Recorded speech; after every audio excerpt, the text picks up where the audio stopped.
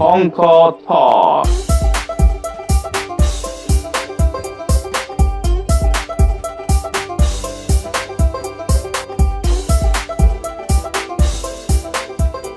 Aloha everyone.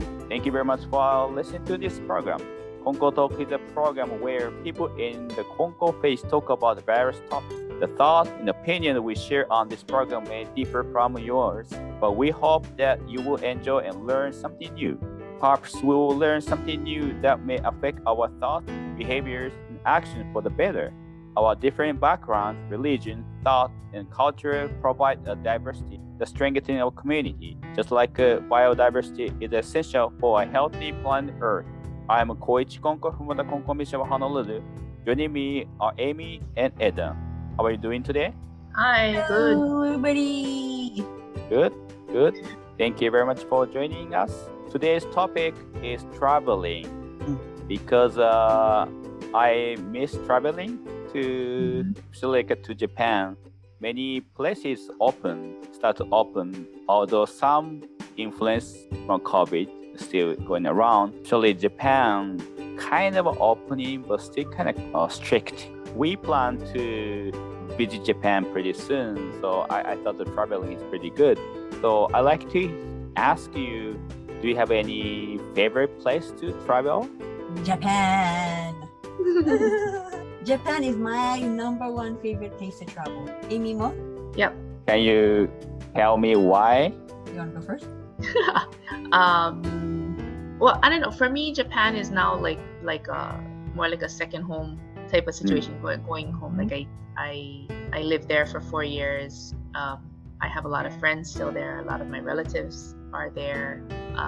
There's just so much to see and do in Japan, and I don't know. There's so much good food. There's a lot of interesting places to see. It's the people. It's everything. I just like going to Japan. For me too. I love Japan.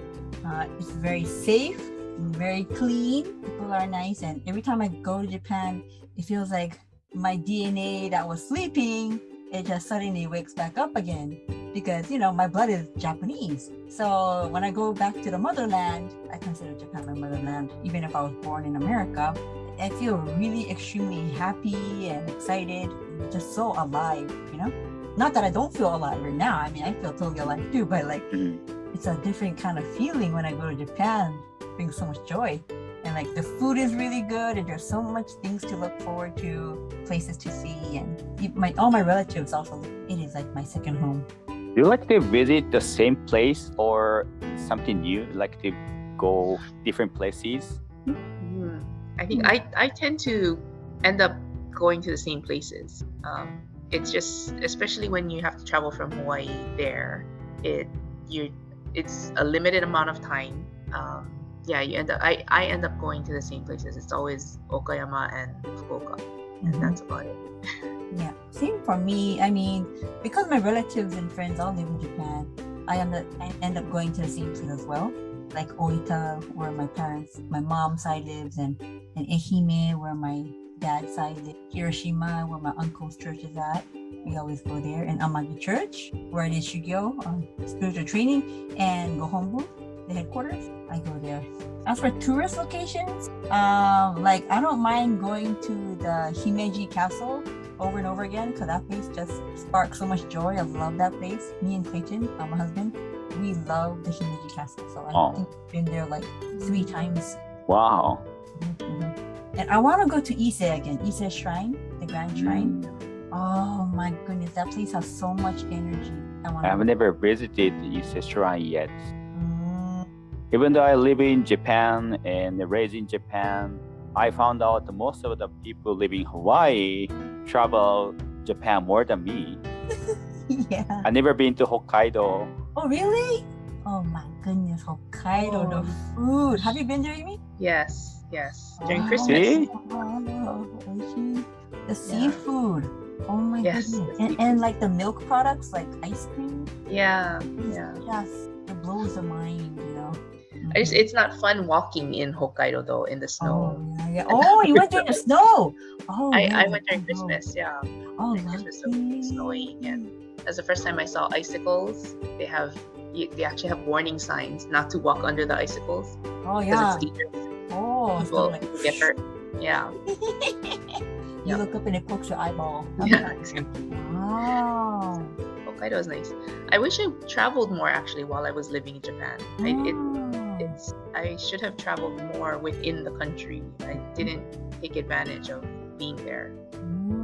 Realized recently, before so much easier to just travel even internationally, but now very difficult for not only price but also procedures. Especially in Japan, I found out we still have to get the COVID test to enter Japan, even Japanese. I don't know, the foreigners, you have to get the visa, right? To enter. Yeah, we still do have to Everyone still needs visas, unless you're and it's not just any kind of visas. I think it's still only if you're going on business or studying, or I don't know if it was visiting relatives, might have been one of them. Don't quote me on that, and don't call the consulate, please, if you just because you're curious. But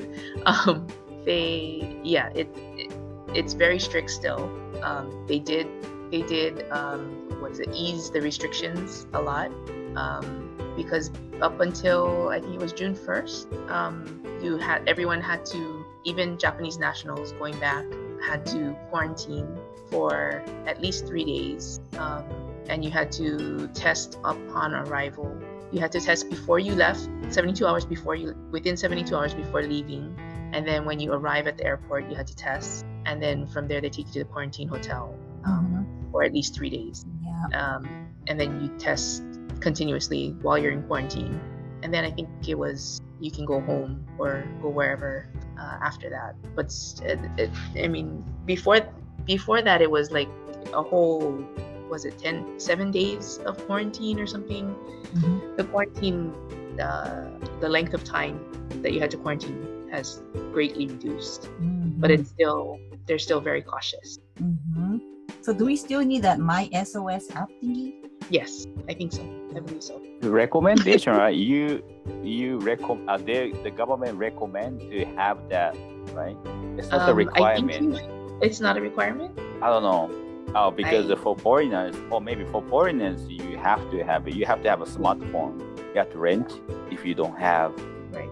It's very difficult. So that's kind of reminding me that when founders' time, 150, 200 years ago, it's not easy to travel. Usually, you're farmer, you don't go traveling. But founder went to traveling first time when he was 17 years old. He visited Ise shrine with other villagers. He was 17 years old. And after that, 33 years old, he went to the Shikoku Meguri, the 88 temples, and took almost 1 month. And the Ise shrine too is 1 month traveling. And 42 years old, he visited a couple shrines nearby. And also one night, I think it's kind of far, but still 1 day trip or 2 days trip. And 49 years old, he went to Kasaoka. It's about 15 minutes by train now. I don't know at the time, he walked maybe 1 day trip. And that's it. And he's 70 years life. And it's kind of typical. You don't go traveling. Only like Ise Shrine and Shikoku with a special reason. And at the time, that's a very big impact, I think. The culture shock, different areas, different dialogue, different languages, and learn a lot, yeah. And now I feel like I kind of stuck on Hawaii, and it's kind of hard to travel other areas, especially internationally. And, that's supposed to be. Before we never pay attention how fortunate to travel other areas, to learning opportunity to meet different people, different cultures. That's so I should appreciate that. Whenever we go drive, also get on the train, or airplane, I try to pray that the safe travel, and thank you very much, and accommodate. So you know the visa thing? I should sign up in July for going to travel in Japan. You're going when again? In August. August. I am on August 9th and coming back on the 18th. Yeah, I would. You can start it already. You can start the process. Actually, because you're gonna need I think you're gonna need a bunch of different documents from Japan too. Yeah. So, are you going with? What are you going for? I'm going with my parents for With your parents. So you. Koichi-chan's 10th year memorial service. Okay. So you might need. I'm pretty sure you're gonna need like a letter of guarantor or something like that from probably one of your family members. And someone in Japan has to. I think they still have to do that. It's like registering your visit or something like that. There's something that they have to do on their end in Japan. Do they have to go somewhere or just turn it in email or something? I'm assuming it's by email, but I don't really know. I don't know the details. I would check our website, which obviously I don't do. But yeah, check the website. The website has the most updated stuff. Mm-hmm. And then after reading the website, if you're still confused on something, then let me know and I can go and ask the visa section. Okay. Yeah, it's just really hard to get through on the phone right now because everybody's calling. Mm-hmm. And when you do come, be prepared to wait in line. Mm-hmm. What time do you guys open? We're open. The windows are open from 9 to 11 and 1 to 3. So you have to get the visa. Yes, Edna does because she's American. Mm-hmm. Mm-hmm. I will need my SOS app. My parents too would need that. Yes. I think for Japanese, I think they recommend. I don't know foreigners, but as a Japanese, they recommend it's supposed to be smoother if you have it. So I gotta get my mom a smartphone then. I have to educate her how to use it. Good luck with It's gonna be a challenge. You better get it. You better get her one early so she knows at least how to turn it on. Mm-hmm. And the battery, you have to educate her to charge constantly. Yeah. I never really traveled for leisure. Yeah, I've never read anywhere that traveled or went on vacation. Is there any information like that? I'm not sure, but I know when he first time traveled to Ise, it was a big impact on his life, like culture shock. Yeah, I think. To me, I just imaged my culture shock. First culture shock was traveling to Tokyo. First time I raised in the countryside and traveled to Tokyo first time. It was very scary because we had to sleep on the bed first time. I felt scary. What if I fell down while sleeping? And that's my grandmother's, I think, home. Well, I think my grandmother's brother's house, I think. And so when wake up in the morning, we ate breakfast, and there was not rice and miso soup, but bread or like potato things. Oh, really Western, huh? And I think the bathroom too. I think the Western style, not like a squat one. Yeah. So you only knew how to use the squat toilets? Probably at that time. Yeah, we never tried. I think. Really? I raised in the very countryside, so it was big impact on me. So many people working around outside. They walk fast. Very interesting experience for me. I think I wasn't comfortable. For my parents, my father used to live in Tokyo, so no problem. But rest of the family, I think we're not comfortable to go to the big city. Do you have any culture shock in your life? Well, the Japan toilets were a culture shock. I remember going to Japan when I was in second grade, and I went with my mom and visited my grandpa's house in Aimee. Well, that toilet wasn't the nice automatic or flushing toilet. It wasn't even a Japanese style toilet. It was a Western style. It was shaped like a Western style toilet, but it had a gigantic hole. And I was terrified to use the bathroom. It's like nothing will come out because I was so scared that I'm gonna fall down.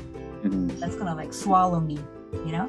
Oh my God, that was the most terrifying bathroom I've ever had to use. So I always liked my mom's side grandpa because he had a flushing toilet. So I was like, oh, I want to go to Shikoku. I'm scared of that toilet. And the Japanese style, the squat toilets too. That was also a shock. I didn't know how to use that. They look like a giant slip, like a giant monster slipper. Yeah. And then you just squat.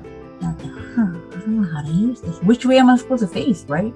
I didn't. Yeah, exactly. Oh, I see. Yeah. Exactly. For the first, like, I think for the first at least 2-3 months, I didn't know how to use them. When I was studying in Japan, when I went for the first time I went to Japan, I was in second grade, and most of the toilets were Western style. They were the same that we had at home. But when I was studying at Kyushu University, I guess all the buildings are really old there, and most of the toilets were the squat toilets. For the first few months, I didn't understand how to use it. Somebody told you how to use it? I don't even know how that came up. Actually, I think somebody did explain to me, like, you have to face a certain. I always wondered why there was nothing to hold on to. I'm like, Japanese people have amazing balance, must be, if they can use the bathroom. Like, just squatting over I had the hardest time. I would have to, like, it's the majority of the toilets were the squatting toilets, and then usually there's like one stall in the bathroom that is a Western style toilet, and I would have to hunt the whole campus. And I didn't find out for a while that I was using the squatting toilet wrong, like I was facing the wrong way. Yeah, I remember I was a college student.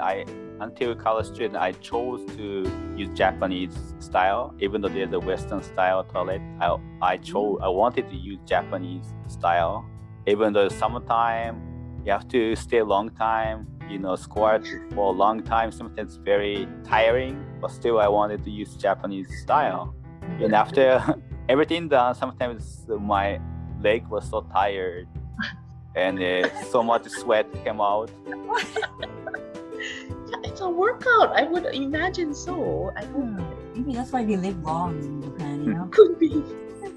My home one, when I was a young time, raised in Japanese home, and the toilet room is so tiny and all sealed, right? Mm-hmm. So hot in summertime. Mm-hmm. And it was kusai, right? It's very stinky. Yeah. It wasn't too bad because you can flush it, but still, very hot. It's almost a pass out if you stay too long. Yeah. I hear a lot of people pass out on that thing. Oh my god. But the Japanese toilet with the big hole? I remember my brother saying a snake was slithering up from it. Oh yeah. And he shut it down. He hosed it down. But if you go travel other countries, the toilet was pretty big, important thing you have to learn before going to visit that country. I don't know now, maybe most of the hotels okay, but I heard you have to know how to use it. Everybody has a different. Every country has a different way. Even Hawaii or US, I was so shocked that the men's bathroom, the urinate is so tall. Oh, the urinal. Yeah, I cannot reach sometimes. Oh. Usually you have to pee too down, but you have to shoot upwards, huh? But usually you have for the kids, right? So unfortunately, you use the kids one? We have to use the kids one. We were short.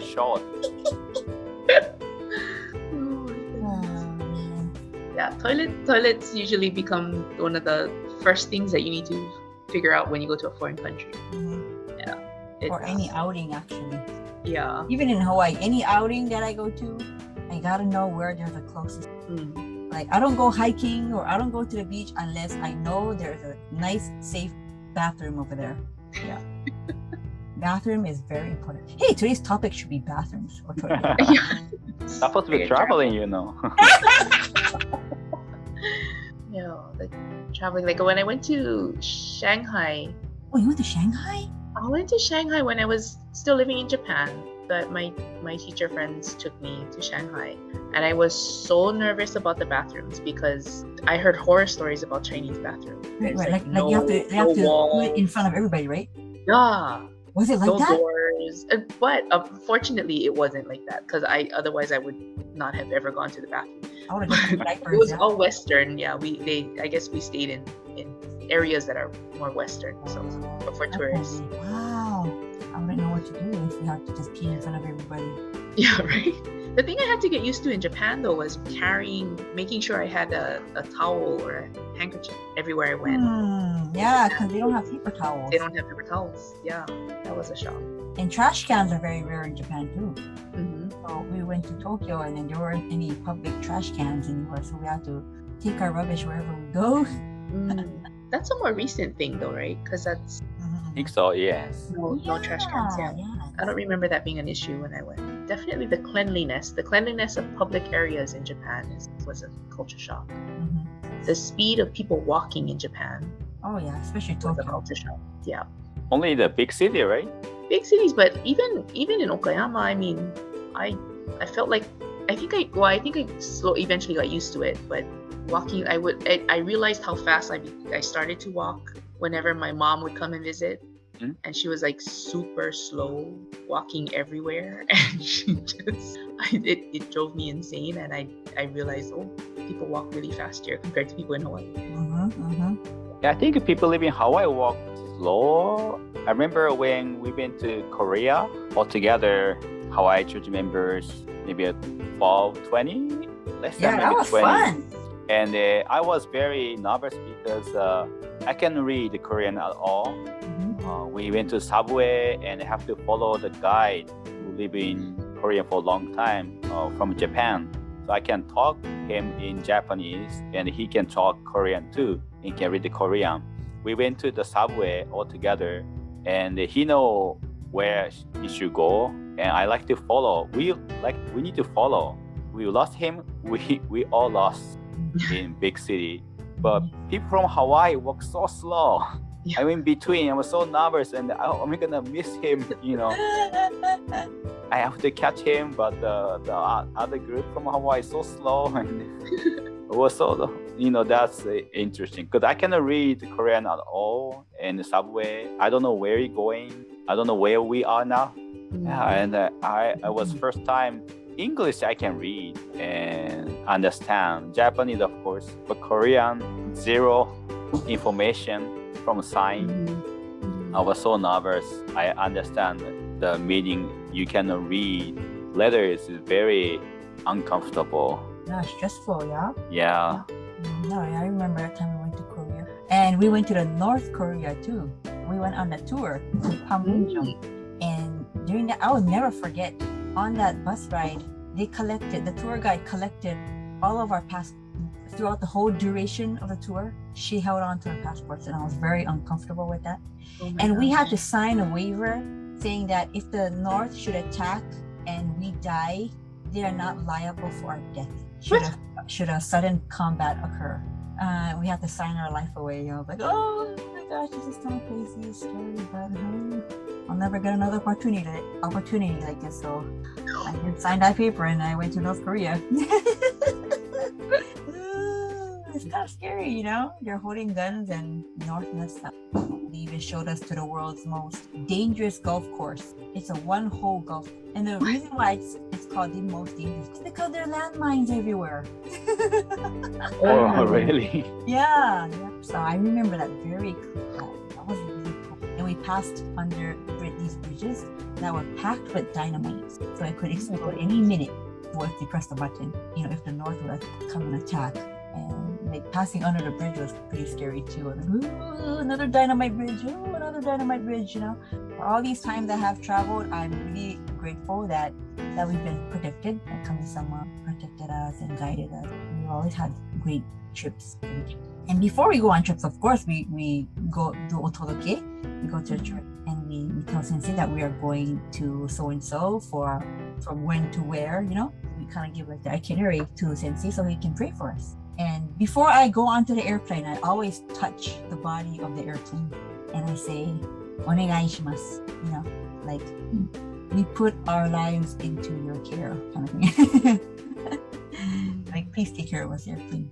And when we land, of course, I touch the airplane again and I say thank you. And before the airplane flies up, I pray that everybody on the airplane, all the staff, and the whole aircraft itself be safe, and we'll all reach the destination safely. And when we land safely too.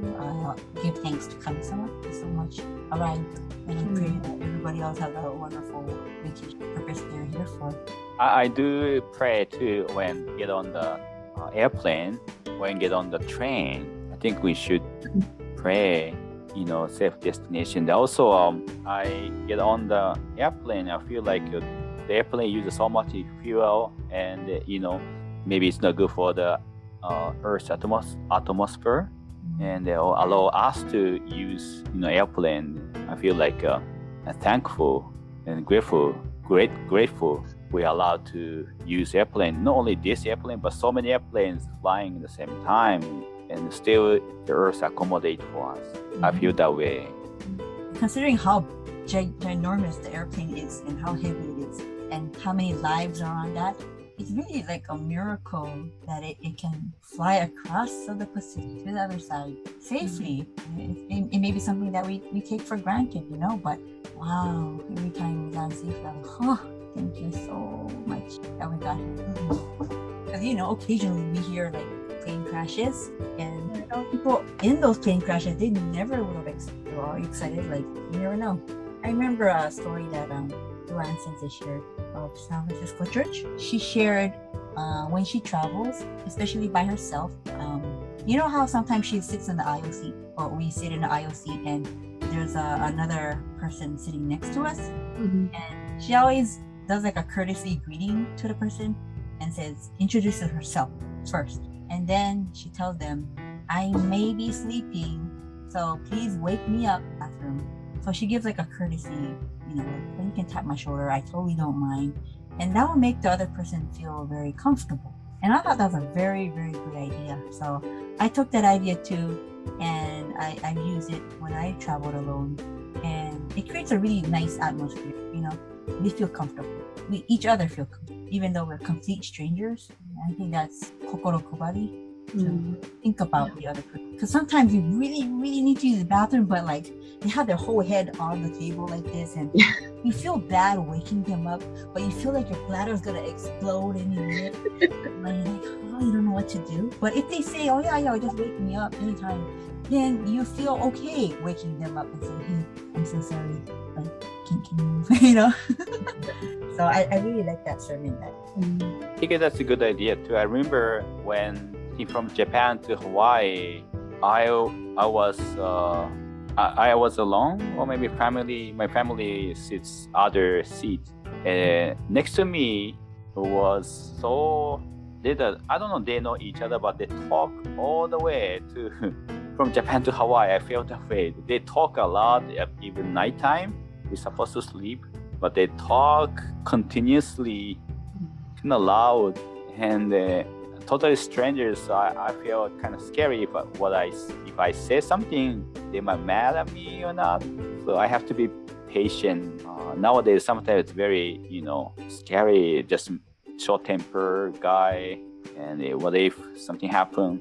But if I talk to you first, just like a Joanne Sensei, talk nicely, and you can wake me up when I was sleeping. You want to go to the bathroom, maybe different story, or we can be friends. And then maybe, I cannot talk loud. I should talk silent, not silent, but softer. Maybe they can say that. But if totally strangers are each other, even though sit next to each other, I think it's different.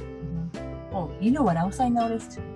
Difference between riding on like Japan Airlines versus like Western Airlines to go to like North America. I noticed how clean people keep the cabin. Yeah, it's like when we travel to Japan, people, like the blankets and like the pillows, you see it nicely back on the seat. But when we travel to like the mainland, it's like a mess, like chips on the floor, wrappers, napkins, all on the floor, blankets just splayed everywhere, and pillows on the floor too. And I was like, why can't people take care of things? They're thinking about who's going to be cleaning that up next. People should have thought, and even for the things too, like the pillow they were able to use, the blankets they were able to use, treat it with some respect is a good thing. Yeah, I think when you're traveling, there's a lot of opportunity to practice kokoro kubari, and you can tell tell the difference. I'd like to think Konkokyo believers are good travelers, or make courteous travelers. You're really thinking about your impact on everyone that you meet along the way, especially when you're traveling. It's pretty obvious. Do you have any place you want to travel, like in a bucket list? There's so many. Yeah. Well, my husband said he wants to travel to Machu Picchu one day. Oh. And that's like a really awesome place to go. But again, I'll be worried about the bathrooms. I also want to travel to like Antarctica one day. Yeah. And I heard like the tour for one person costs about, at cheapest, it's about $10,000. Oh. Wow, it's so expensive. But I think, wow, I do want to travel there one day to see the penguins. And I wonder what kind of bathrooms they would have. I know. Do they even have bathrooms? I don't think they even have that. Dig a hole in the snow. No, you cannot go outside. You gotta be like a warm place. It's like a big ship you're gonna be on. I want to go there one day. I had like $1 million, I would go there. Greece is on my bucket list. Italy. I haven't been to Europe. I want to go to Europe. Yeah, me too. Europe. I've never been to. Where else? I want to see the Northern Lights, so I've never been. Where can you see the Northern Lights? Alaska, Canada. I heard you can. Yeah, I want to go to visit Greenland. Oh, Iceland. Iceland, you can see. Yeah, I also want to go to Iceland. How about Koichi? What about you, Koichi Sensei? Yeah, I like to go to Europe someday. I like history, so I like to visit the historical place like Egypt too. I like to see the pyramid. Yeah. Oh, and I like to see the Moai statue. Moai. Oh, Easter Island. Easter Island. Yeah, I do want to go there too. I want to see all these different places, but I want to also be comfortable. Yeah. I'm not a very good traveler. Like toilets to like adult, like it's gotta be comfortable. Yeah, toilet is really a priority, man. I'm not going to pee in a bottle. You're gonna be the backpacker. Definitely not. Definitely not. I cannot do that. People live in Hawaii from Japan, they have a reason. Usually, they want to come to Hawaii, want to go to abroad. So many of my friends are the backpacker. They want to visit many places as much possible, many possible by themselves, and they share the story. That's interesting. I don't have that kind of guts, I more like a couch potato guy. I don't want to go strange places. I need a guide to go. I don't want to go by myself.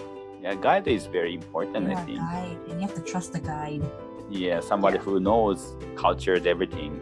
I never pay attention before, but I heard the culture, to learn culture is very important before visit. Like Thailand, you cannot put the hand on your head, right? There's somebody, like even the kids, I think there's a special, it's kind of rude if you do so. Put the hand on like a parent tapping their head. Yeah, like, you cannot do. I was surprised. Yeah, I do so if so the cute children playing around, maybe I won't touch, but you cannot do that. There's a different meaning. Yeah, culture, yeah, so different. Yeah, you might get hurt if you don't know. Yeah, right. Yeah, like certain hand symbols too, like the thumb, giving a thumbs up. In other cultures is equivalent to like the middle finger in American culture. Right, so right. You cannot be going like, okay, and you're gonna be like, what? And you're gonna come and punch your face, But even like the peace sign may not be a good sign in other cultures too. The okay is also not a good sign in some other cultures. Yeah, that's why. Yeah, guide is important. They can tell us you shouldn't do that. Yeah. But for me, Japan is the most comfortable place to be, and I would be content with just being able to go to Japan once a year.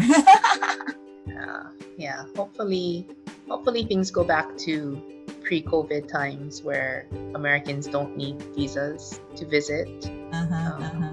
Yeah. Right now, Japan is just still being very cautious. Yeah, I still get nervous. Being on planes and things like that. It's just COVID has changed everything about traveling. So just being on planes for that long in a closed, confined space. Yeah. I went to Not to make California. you nervous, Coach Sensei. Yeah.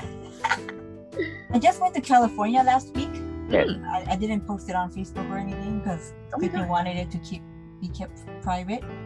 So we went for his grandmother's funeral.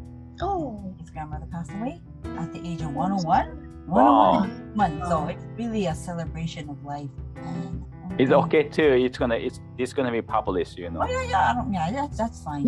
Okay. But he just doesn't want like pictures out. Oh, I even said that it's okay. But yeah, and that was the first time we flew on an airplane to the United States after the pandemic, you know. So we had our masks on throughout the whole flight. And anytime we were indoors in the mainland, we kept our masks on. Because almost nobody had their masks. It was mainly the Asian. It's not mandated on the planes anymore either, right? No. But I hear people with like a really moist cough on the airplane. I was like, oh man, I hope that person's wearing a mask. Just kind of feel paranoid. But it was really nice. How long were you guys there? Only for 4 days. Flew on Monday, came back early. No. We flew on Tuesday. I'm sorry. Tuesday, Wednesday, Thursday, Friday. Only 4 days. And we went to California Adventure for 1 day. Oh my goodness, it was so fun. I've never been to that side. I only went to Disneyland side, but never to California Adventure. Have you been there? No. Yeah. The Guardians of the Galaxy breakout ride was insane. I thought I was gonna die. It was like the elevator ride, you know? Oh. It went up like 130 feet up.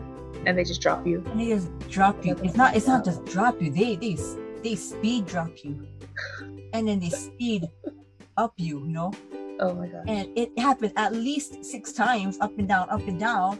Oh my goodness. And I was like, oh my gosh, is my heart gonna stop? It's like, when is this gonna end? It was the most scariest 2 minutes of my life. And Clayton was like, let's do it again. I was like, no. I'm gonna die. Oh my god. It was such a shock. It was such a feeling that my body has never felt in its life. That I felt like a gene in my body was switched on. You know, a dormant gene was switched on.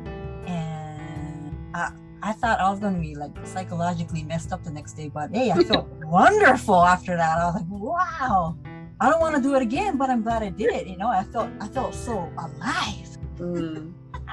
Yeah, that's not culture shock, but it's like it just experiencing something new, and I think that's what traveling does too, right? But like, so it doesn't have to be a different country.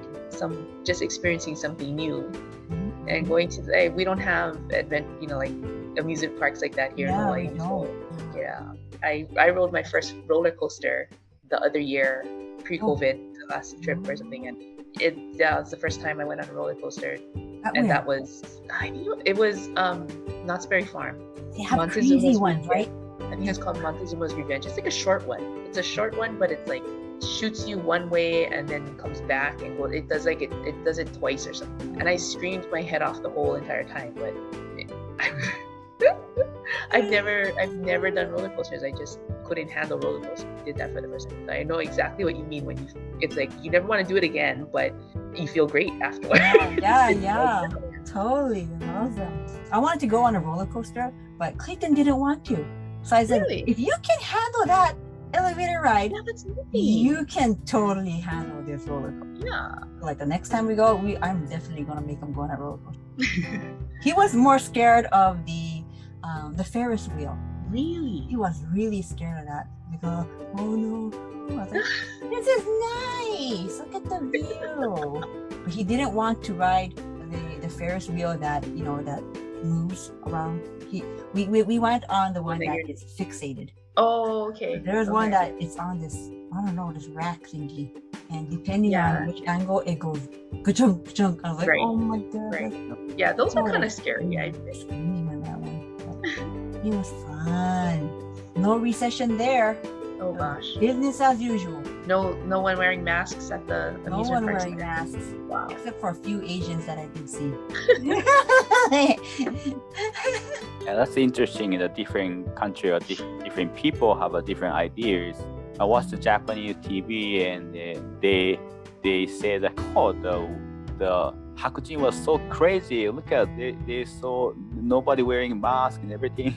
And the acting of the Hakujin, the Caucasians say, "Oh, the Japanese agent so crazy, still wearing a mask." Yeah. Yeah. I know. That's crazy. My old boss actually just sent some videos from Tehran, Iran, and he would, because that's his new post, and so he sent a picture, or he sent videos from the bazaar. It's like a marketplace, and he's walking through, and people are like shoulder to shoulder, but only about half of them are wearing masks. And he said it's kind of like Waikiki. Half of them are wearing masks, half of them are not. And so it's like it's a different culture kind of. It's this COVID thing actually created a mask culture, I feel like. That's like the people who believe in the masks and want to keep wearing masks, and then there's people who can't wait to take them off and never want to put on a mask again. Have you ever visited Okinawa? No, I want to go there one day. How about you, Koichi Sensei? Only one time for Okinawa Ikotsushushu, the collecting the remains. All the Konkokyo formed the groups to send the Okinawa, and they collect the remains. The only one time I went. So I never been any other place like a sightseeing place, but only like a jungle area. Were there snakes? We don't want to see snake, so we chose to go to in February. So snakes still, I don't have hibernation. But they don't move. I think too cold for them yet. It's not really cold, still warm in Okinawa, but intentionally chose February, the coldest time in Okinawa. The very tropical, nice place, but there are many remains. They're still. Did you find any bones? Not the entire bones, but we found part of the human bones. So can you explain what this Ikotsushushu is all about? Like, when did Konkokyo start doing that? Why do we do that? I'm not sure exactly how it started, but I know the sensei in Okinawa found out there's so many remains, so they start to collect, and eventually the Konkokyo support them, and they have an organization to send many people every year. The safest time, the February, so no, it's a poisonous snake in Okinawa, so they don't want habu. So they form in February, and there's so many remains, even on the surface, or in the cave. What are these remains from? Is that from World War II? Yeah, World War II. Yeah, so many people die or they committed suicide. Yeah, at that time, the education that the American soldier was going to be very bad people. You should die before they kill you or cut you, something like that. And it was when I went to Okinawa, there are not too many remains, but we don't know where the remains are, so we have to go jungle and they cut the trees, or we have to dig. We just try to find, so we don't know. Just try to dig on surface, and we might have find the remains. Before, there's so many remains they dump the rubbish on that accidentally. So I heard that they have to dig the rubbishes, and they found so many remains too. There's a cliff in there. Do they know how many people are unaccounted for? I am not sure. I think they have some estimation, but we don't know exactly how many people die still there. Since we cannot find too many remains as a whole body, they stop as a big organization. I think Naha Church continue to do so. So if we have anyone listening to this podcast and is interested in going, they have to contact Naha Church? I think so. I don't know still, when they do or still continuing or not, but maybe you can contact the Konko Church of Naha, and the Reverend Hayashi should know.